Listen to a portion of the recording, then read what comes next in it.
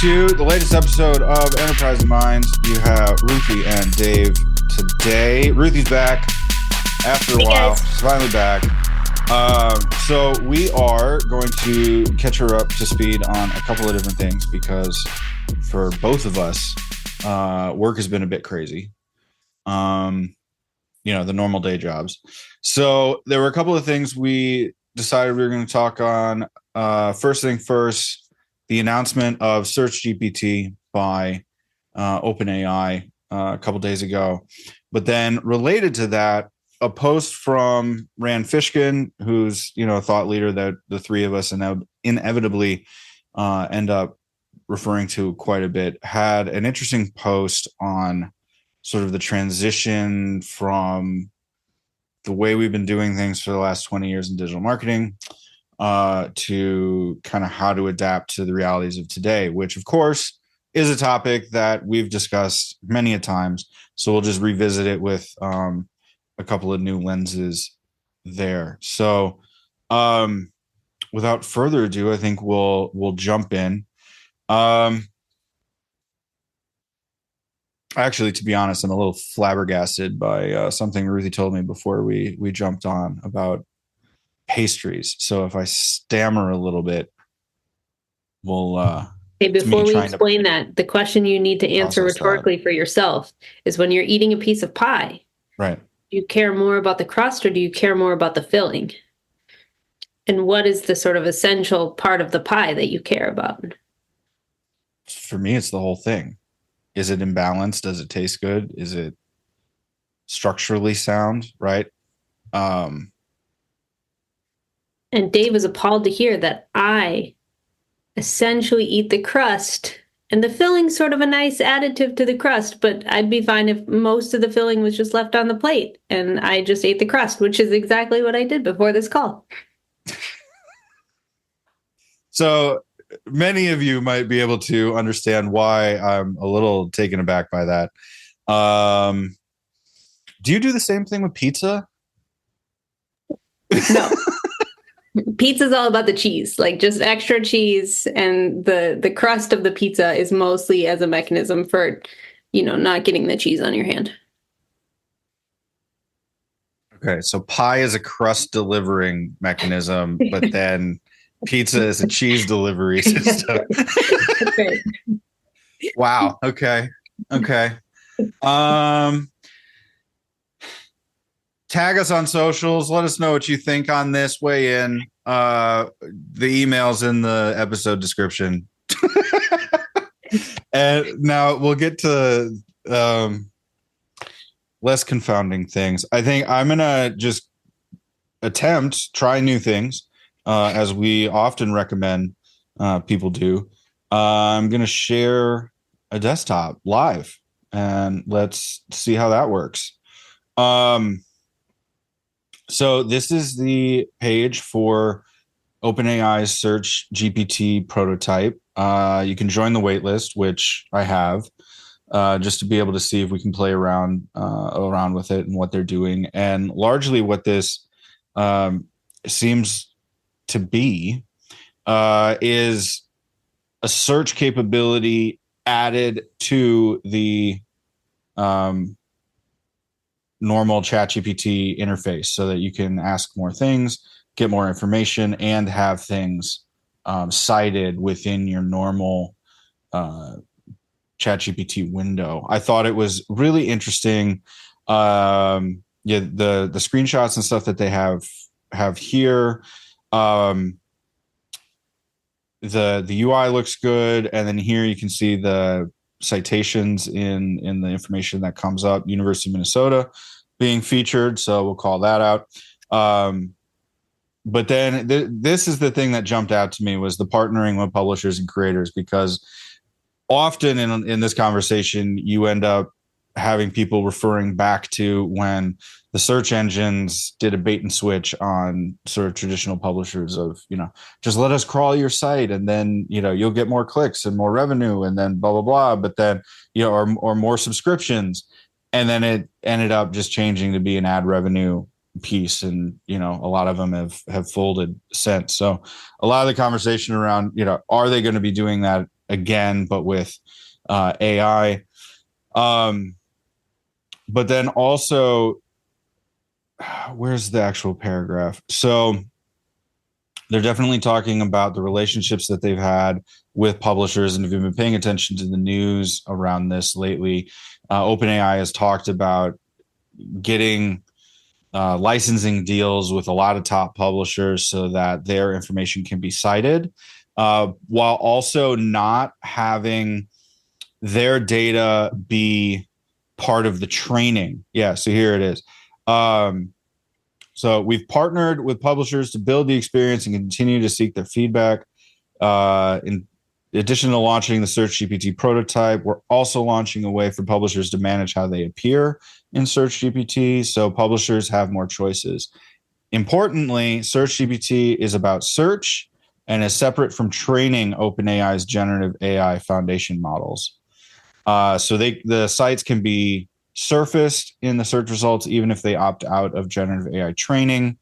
And then they go on to explain a little bit more. So, Ruthi, what jumps out at you with what you saw and opening statements?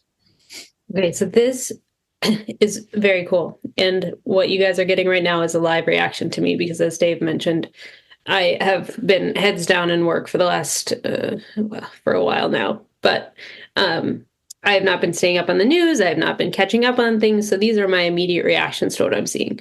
So first off, one of the things that strikes me is the way they present it is very conversational search, especially with the ability, at least based on the prototype, to follow up with questions about, hey, tell me about this place. Okay, if I go there, what temperature is it going to be? Like, basically, tell me more. And that conversational search piece, I think, is important and distinct from the way that we everyday users are using search today.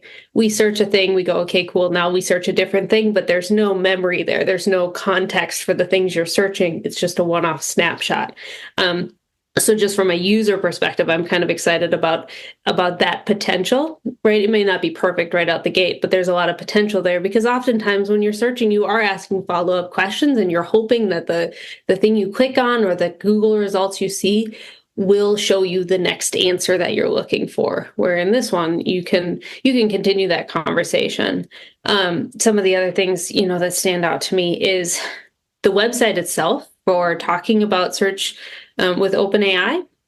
It's both showcasing the new tech, but it's also teaching you, here's how you're going to use this new tool, which I think is an interesting play on, hey, not only is this your new tech, but here's how you can start to think about using this. And it's giving you the ability to see why and how it would be useful. And then the last piece, of course, is I think they have done a good job of first showcasing, hey, for you, the average user, this is how it's going to be useful, or here's how you're going to be using this new technology. Here's why you should use our new technology. But then it's also saying, hey, we know you content creators. We know the struggles you have with search engines and social media right now. We are going to solve your problems, which also makes it an easier buy-in. And so if I put my MarTech hat on, all of a sudden I go, yeah, okay, I want to work with those guys because if they are going to get the broad user base that I expect they are, I want to be working with them and they're going to make it easy for me to work with them too. So this is pretty exciting. Just right off the bat, I think this is cool. It's a good advance. And personally, I'm likely to use this much more than what I see right now when I type in a Google search result and it gives me a summary that, frankly, I don't necessarily trust. I scroll right past it and I go to the actual sources. University of Minnesota is a good call out because I go to those guys all the time.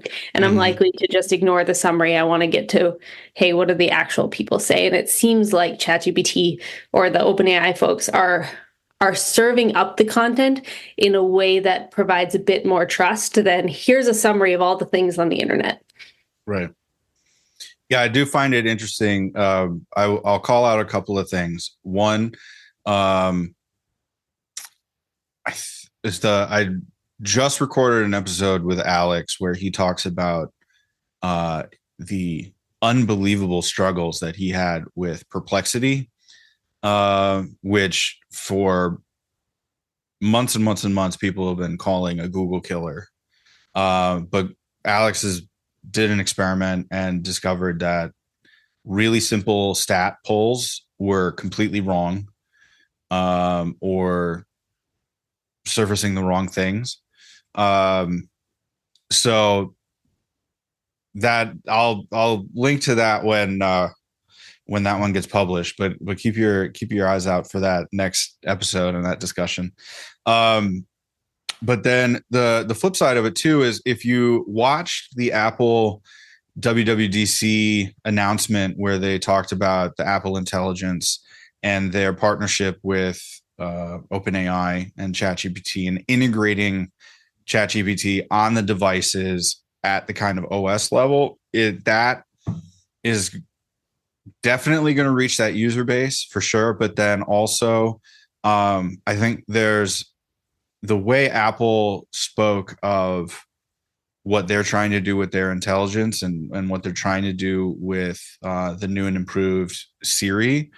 I can definitely see coming in like this, where if Siri can't find you the answer, then they can go do, it'll say, do you want to use ChatGPT? You say yes, and then it brings up this search GPT, making things much easier to find, which could be great. That brings up that's a really good point too. And I think about this Apple model, and one of the things that Apple's very good about is curating its ecosystem and making sure that not only is its own software optimizing for the user experience, but making sure that everyone within its ecosystem is also optimizing for that. And I wonder if OpenAI is taking a leaf out of Apple's playbook there in partnering with publishers and content creators to say, hey, we want you guys to be able to bring your best self to the table because it makes us better. And it's harder to do that if you're sort of crawling everything and showcasing everything you find. It takes much more of a curated partnership. And that's something Apple does well, and perhaps OpenAI is going to go that route a little bit as well, in part because one of the pieces it has to overcome is the trust signals of, we know that AIs and LLMs hallucinate. We know that it's not always accurate, right? Alex's tests can show you that, right? So how do we, A, make sure our information is more accurate, and then B, build the trust that comes along with that accuracy? Mm-hmm. Yeah. And it is interesting with Google's whole piece with their announcements earlier this year on, it's not just an updated search. We're now in the era of Gemini, as they're saying. The Gemini powered search, the search or the AI powered search experience used to be called SGE, now AI overviews. I mean, everything is changing so much. I try to keep all the acronyms and all the phrases together. It has left a lot wanting. There's been some interesting research from the SEO community into like how frequently the search experiences or the AI overviews are actually appearing, and on like what types of phrases.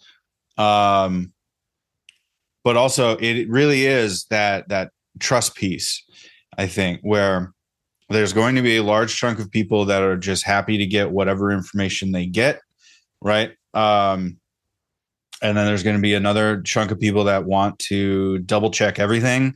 And then there's everybody else in the middle, right? Which largely it's when I hear people talking about using AI, getting information from AI,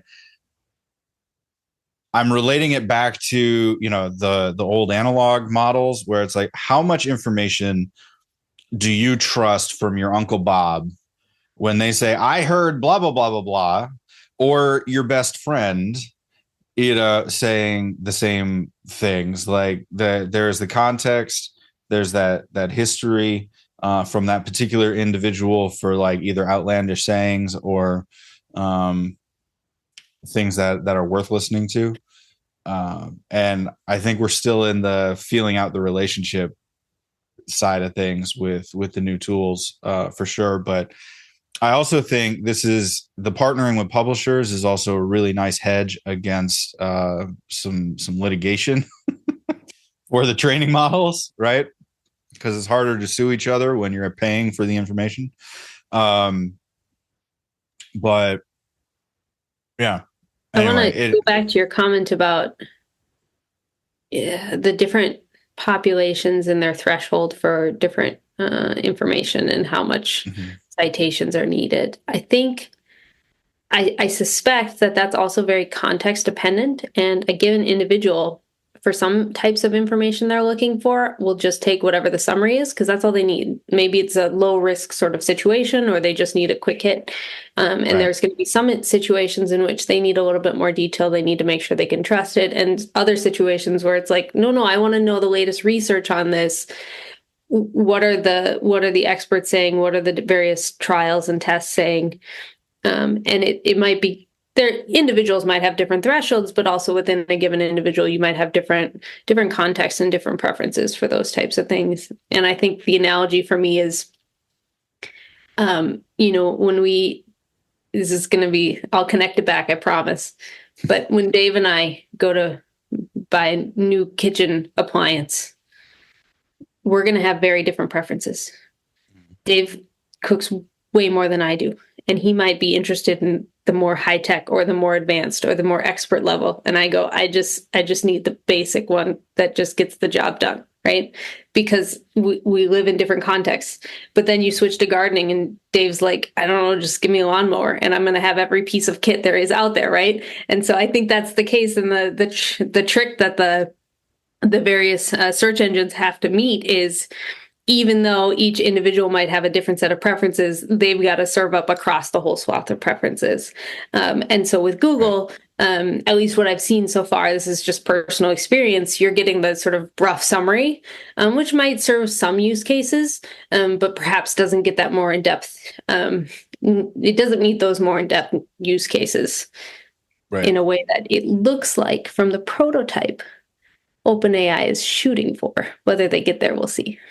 Well, and that was one of the things that Alex and I discussed, was just like the promise of the launch video for Copilot, and then what you actually experience with Copilot. And, at first it's like, wow, that's amazing. You do it. And then you remember, oh, right, it's a Microsoft product.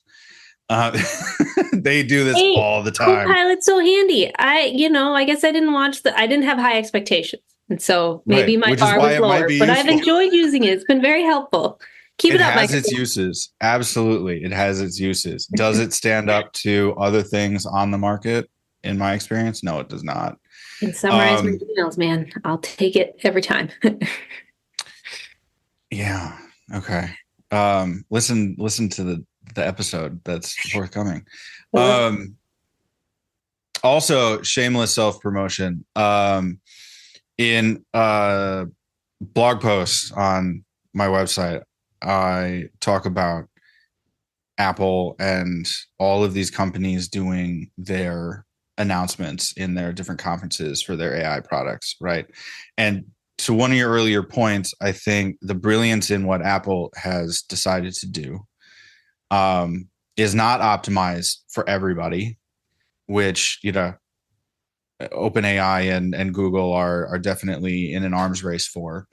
Apple is very much at that personal level. And that was one of the things that they constantly said in their announcements, was we want to give you the experience with your personal context, right? Which ends up being not only super smart for the user experience, but then I think that gets almost 80% of the use cases out of the way, right? Where it's the I find it really curious on all of these demonstration videos, they are constantly putting out like, oh, I need to go pick up my mom from the airport. And it hit me the other day. I was like, how often are people going to the airport? Like if that really is like the main use case of, oh yeah, I need to drive to the airport in 30 minutes. And did we have a lunch plan? Well, I don't know if you're part of my family, it's expected. You're traveling, you're going to be hungry. We're going to stop before we get home. That's just what we do, no matter what. And that's the first question. How was their flight? Do you need anything? Like coffee, food, whatever. Yeah, every time. But yeah, it's always that's the use case that they have, or help me plan this trip. And it's like, okay, that could be useful. I have found myself wondering, but honestly, I think if you're a normally functioning human being, you should be able to know it's going to take me a half an hour to get to the airport. It's going to take me an hour to eat. It's going to, like you kind of know these things. And if you really need your calendar to map out every minute, you might reconsider your lifestyle. Got too much going on. Too much. Yeah, exactly. So there's this great bit from the comedian Brian Regan that I absolutely love, where he talks about how there are microwave instructions on Pop-Tarts, and it's like microwave for 10 seconds. Yeah, it's like if you need to zap fry a Pop-Tart for breakfast, you need to reconsider what you're doing, because you should have more time. So highly recommend people go check out that bit. It's so worthwhile. The flip side of this, actually, and to get it into more of a tactical space, with what we talked about with Rand Fishkin here. This is from a LinkedIn post that he has, and I'll share my screen here again. Now it's a video post where he's talking, and then I think the pause screen will look more aggressive than what the actual video messaging is. But essentially, his thesis is essentially the way a lot of digital marketers are continuing to talk is exactly what worked 20 years ago, right? Attribution.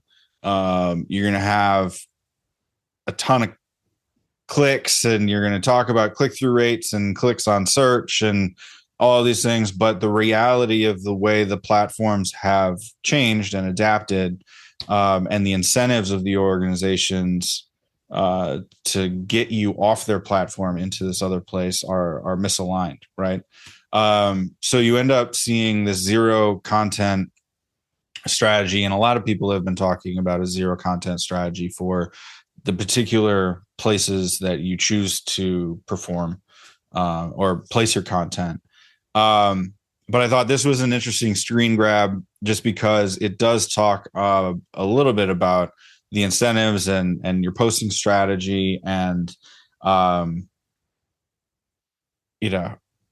how AI is supposed to be this huge shift. Like, you'll be able to be more productive and get more content out of things, but really more isn't necessarily better, right?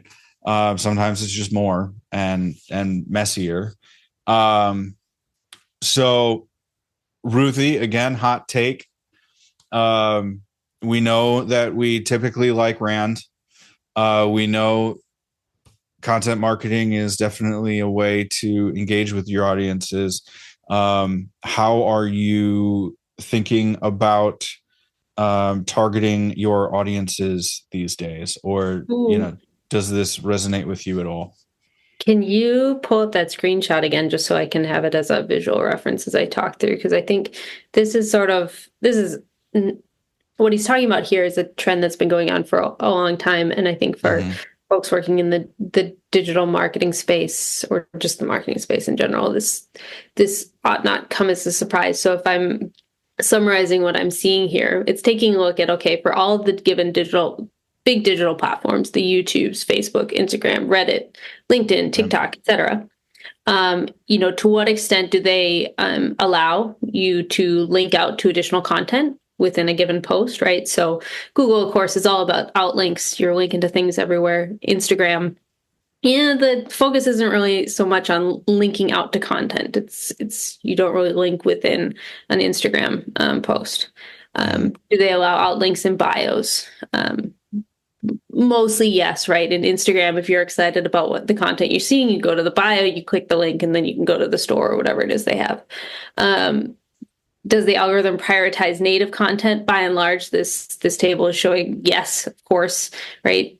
Google, Instagram, Twitter, they want you to stay within the platform, to stay within that ecosystem. And then do the creators benefit from a zero-click approach, which I think is this is more the opinion coming from Rand Fishkin of, by and large, yes, the creators do. And so one of the things that my initial reaction to looking at this data is, boy, the shift in the landscape is so much more on you are establishing not so much visit levels and traffic levels. Like, that's not the focus of your play in these areas. Your play in these areas is something much more abstract about, do people recognize you? Are they interacting with you or with your brand? Not so much with the links on the things, right? It's much less about the individual post, about the individual thing, and more about how are people interacting with you abstract is the way. And I think about this as the connection between like real and digital, right? Oftentimes, one of the things you see is brands that are very strong in, quote, real life are going to show up higher in search results because they've established more brand trust. And I think there's something similar and analogous there, where your play in all of these different digital platforms is much more establishing your relationship with the audience, establishing your trust and your credibility, and building up your brand presence. And I don't think AI shifts that. I think that as we look at that OpenAI introduction to search, right, they're going to be working with publishers, but the focus is still going to be keeping you within the OpenAI ecosystem. Like, continue to talk to continue to talk to the AI, continue to have these conversations. And by the way, we're going to be working with publishers and content creations for whom you might already have established some sort of trust relationship, likely via these other platforms. It sort of blends and it feeds over. And so I think that the strength of the sort of omni-channel approach continues. You're making yourself visible and you're making yourself present on the platforms that people like to engage in, and you're remaining relevant within their ecosystem that they prefer. Right.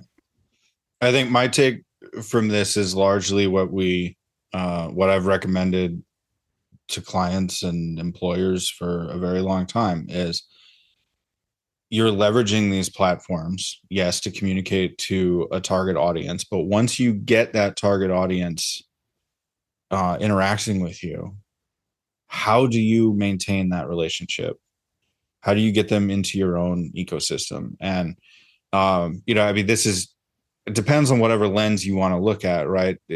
A lot is made out of the content creator space because they are so dependent on attention and getting the various platforms to like them, right? But even for big organizations, how much of your target audience is on each of these platforms, and then how do you build it in a way where you can get a percentage of those into your owned media, like an email list, like, your own website, and changing that behavior so that they actually think of you top of mind. One of my initial reactions when AI came out,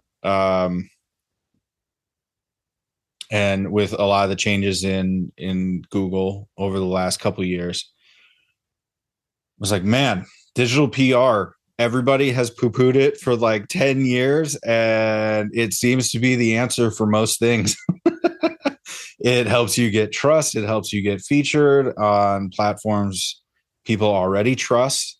It gets you the backlinks to then appear on Google, so that when people see you on a YouTube, a TikTok, and Instagram, they may not remember you exactly, but they will search for something and then be remembered or be reminded of you when you appear in the search, right? So in terms of you know, getting attribution on that customer journey, that's just fraud, and that doesn't really work, right? Because if it's you saw a video on Instagram and then you searched, well, search is going to get the attribution, right? The way a lot of companies end up attributing it. But yeah, I don't know. There's a lot to think about. I want to play around with one of the ideas you tossed out there. Mm-hmm. And I'm emphasis on playing around and poking holes in this. I am wondering if the value of owned media is going to continue to decline. I think it has declined, right? It used to be website, awesome, show up on Google, fantastic. Then all of a sudden social media came in, and now it's not just your own media, it's all your other places that you're playing, right, that you have a presence and that you're communicating with your audience and tying back to the owned media. I think that OpenAI is just the latest in a series of here's one more place in which you have the opportunity to communicate with your audience or a potential audience in another ecosystem. And I don't know that the goal is to get back to your own ecosystem. Insofar as you need to make a sale, potentially, yes. But I think about a lot of the folks I see on Instagram who then go and do a collaboration with Pottery Barn, right? Right. You didn't need to go to their own ecosystem in order for them to have a real world money-making interaction. You need to go to Pottery Barn. That's somebody else's ecosystem. Right. And so I wonder if the way in which we interact in the markets in these different ecosystems becomes even more dispersed and less reliant on owned. I can think of a couple examples wherein I'm using email newsletters, but by and large, I don't care. Right. It's not what my email is used for. And I wonder if that is true of other people as well, and if that's true of enough people where they're much more interested in being interacting with brands, interacting with people, influencers, etc., within their ecosystem of choice. Right. I go back to again an off the wall idea you had years back that amongst our friends you are well known for. Ruthi once pitched that organizations didn't need a website. They could just largely build it off of an Excel sheet. True story. I still don't know what to do with that. But recently I have come around a little bit. I'm willing to capitulate slightly. Let me stand up for my idea. Finish it, and I'll stand up for my idea for just a moment. Yes, we'll point counterpoint.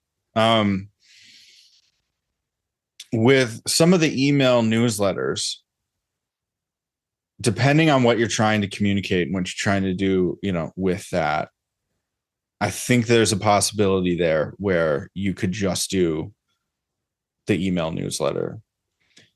That being said, I get hesitant because when I was, doing the full-time musician thing, a lot of bands, a lot of artists at that time, this was 2008, 2009, that time frame. I was like, well, you don't really need a website. You just need to be on Facebook. You just need that Facebook band page and you'll be good to go. And then what happened? Facebook completely flipped the algorithm and they lost all their reach, so then they had to build out their own websites. Although some bands still to this day are leveraging their artist profile on the record company website and not necessarily their own. There are definitely pros and cons to that model, but that experience makes me hesitate to, not play in, not having something of your own to play around with. Right. I couldn't agree more. There's sort of there is with all things a balance, and there's a need to diversify. So to your really good example, not having an owned presence, you're missing out on something. If I go and look for a carpet cleaner in the area, and they only have a phone number listed on the Google reference, I'm much less likely to click that phone number than I am to go, oh, okay, these guys have a website where I can go and learn and hear from them what services they offer. Right. I care about the reviews and I care about, what people are saying about them, but I also care that they've taken the time to say, this is what we offer, this is what we stand for. So of course, the value of owned is still there. I think that my current idea is perhaps the value of that being your central end-all be-all has diminished over time, and it's important to have your own space within the digital ecosystem, but it is growing. It's equally important and perhaps even more important over time that you are playing a presence within all these other different ecosystems, and perhaps even more of what you're doing interacting with customers and the transactions are happening there. Right. Now, a couple of thoughts on this spreadsheet idea. So there's a few pieces that come into this. First, I come from a background in which a lot of the websites I've worked on weren't so much about e-commerce. They were about dispersing information. Right. And if your goal is to disperse information, especially if we look at the search realm, it's important that you get the first click on Google. But perhaps it's even more important that every single Google search result that comes up references your company or your idea or whatever it is that you're promoting, because then you have 10 links talking about you rather than just your link. Similarly, as search engines in particular have become more about their own native content, i.e. telling you the answer within platform, well, do you need to put a lot of time and effort into building up a website that does all this stuff? What if there was a much more efficient way in which you could make sure Google's displaying the correct information about the product that you're selling, et cetera, especially in the event where they're just going to go to Amazon anyways? Make sure that they get the right information and then make sure that they can buy it from their correct channel. So that was sort of the idea. And what I'm noticing through this conversation, which is a really good one, I love this. I love what you showed from Rand Fishkin, is that is sort of fitting into this larger trend that I see anyways, of information is becoming more and more dispersed, and there's different ways that people are consuming it. And so the more that you can diversify your portfolio of how you're presenting content and interacting with ecosystems, the more effective you're going to be. Yeah, and I do think it does depend, to your point of the sharing the knowledge piece of it and what it is your industry is there. That if you were a product-based company just starting out, my recommendation for what you should do would be very different than if you're an already established thing. Like, 100%. Yeah, if you have a single product that is really high quality, that addresses a particular audience need, finding first off, making sure you have product to distribute, right, via Amazon or wherever they buy. That's thing number one, obviously. But then thing number two is getting to where people already trust. So the Rand also shares a risotto rice example, where they go to Bon Appetit magazine and website, and getting influencers and affiliate markets for chefs in the magazines. That to me is probably a better play when you're starting out with a new product or a new company than doing the mass communications. Because ultimately, the thing I think we forgot about is with digital marketing, when you have the website, you went from being only able to communicate locally with whoever you had in your organization to now being able to communicate to anybody who has a similar interest in the world, right, for what it is you sell. And mass communications is not always the answer. So lots of things to think about on this one. Again, we'll definitely be coming back to this topic and this idea, as it is really central to running marketing effectively, handling marketing and sales effectively. And also they're just really fun ideas to play around with, as you said, Ruthi. So thank you everybody for hanging out. Like, subscribe, share, help us out. Let us know if you resonate with any of these things. What have you tried? What have you been noticing? Please let us know. Again, any feedback you have for the show, we welcome and we want to know, because we will tailor that into the topics we cover or the way in which it's presented. So please reach out, do that. And Ruthi, I hope the pie filling finds a home and is no longer abused. And with that, we will see you in the next episode of Enterprising Minds. Thanks so much. Cheers.